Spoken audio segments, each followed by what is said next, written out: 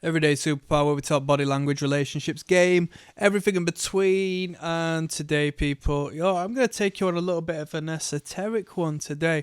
I'm going to take you if you want to delve a little more into this, do let me know. But we're gonna span beyond the realms of the physical manifest today. We talk the mind, we talk the body. And now we're going to talk the spirit, yes? And the idea of the Trinity and the power of three is going to be symbolic in this talk. We're talking about relationships. We're talking about man and woman. We're talking about attraction as we do. And hopefully you find this one interesting. So I'm going to quite simply say that man is the one and woman is the two. And you need to pay attention. So in the idea, the conception of Adam and Eve. Adam was first, and from his rib, God created Eve. And don't get me wrong, you don't necessarily have to believe in that. You could be a fan of evolutionary biology. The point still stands. I use it metaphorically. So, the woman being the second means she is in a position of submittance to the one. Right? One is whole, whereas two is a duality. Yes? The man, biologically speaking, needs to be number one. The man needing to be number one gives him ambition, desire, purpose, passion, momentum that the feminine cannot garner. That's not to say the masculine is better than the feminine, because the feminine produces and creates tenfold the masculine in their own way, yes?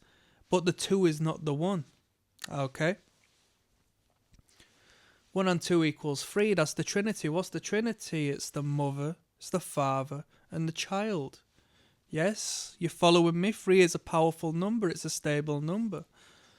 Arguably one of the most powerful numbers. What do we do if we add another 3 on today? We create 33. And that's a whole new kettle of fish, you know. Have a look into that, the number 33, and its symbolism across spirituality and the world we live in. So, man being one needs to remain in number one. And what do you mean by that? What do we live in the 50s? What do you mean? Can't we have equality? Blah, blah, blah, blah. No, because you need to put yourself first and foremost at all times. You can't put that woman before yourself. Otherwise, she will find a man who puts himself before her. And in doing so, that man puts himself before her and you. Because you are placing yourself behind her. You're putting yourself in feminine position. What's feminine position? It's submittance. Yes? What does a woman want? A woman wants a leader. Yes? Find that with the wealthy men. Find that through the men with status. Find that through the men other men want to be. Number one, the leader. Yes? You're on an even playing field with your friends, yeah? Everyone's a man. You're there on an even playing field. What happens when you start to succeed above and beyond them? They become envious because they want your position. What's your position? Number one. What does number one represent? The phallus, yes? The phallus? What's the phallus? It's the penis.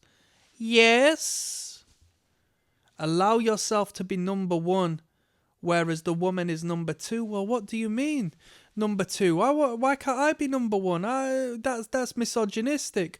No, that's not the case, darling, because 2 is double of the 1, right? Look at it in your own way. There's a whole different means of perceiving these numbers external to what I'm talking about, but the man is 1 and the woman is 2 and the child is 3. Yes?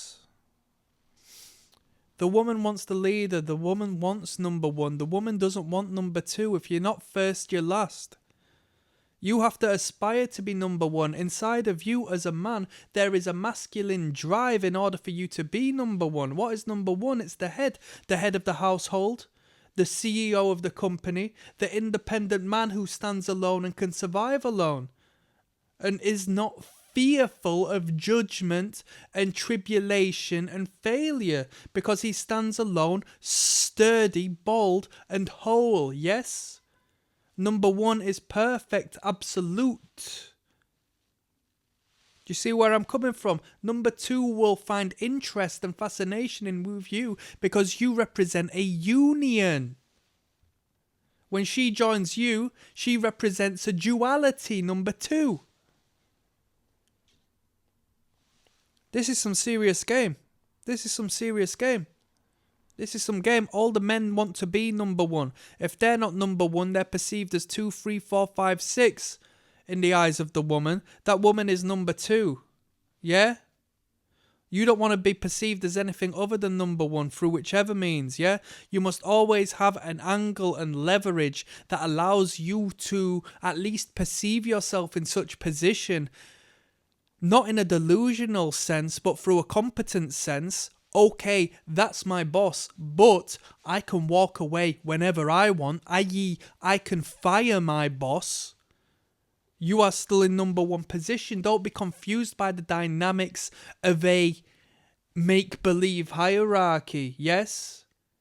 What you perceive is law, as long as you are legitimate, and she who is by your side, or she who is you are trying to attract, sees and believes in the same thing. That's some serious game. Click like and subscribe down below. Peace. I'm actually just going to continue on for one moment. I know I said I was signing out, but you could riff on this and meditate on this for some time, and I would like you to do so, because it would be empowering and enlightening for you to do so. But think about this. The man who stands alone is number one. He's independent. He is wanted.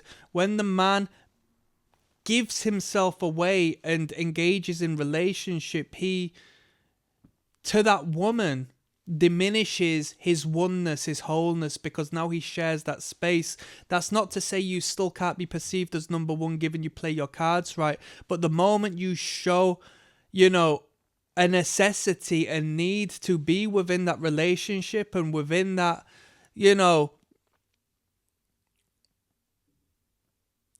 situation you have now gotten yourself into, the moment you give that one away and emphasize the fact you are now a twosome and I can't do without you and I need you and all this and that, she starts to now perceive you as less because you have given away that one that emphasizes and concentrates on that masculine principle and identity. That's all I've got to say there. Do not diminish that.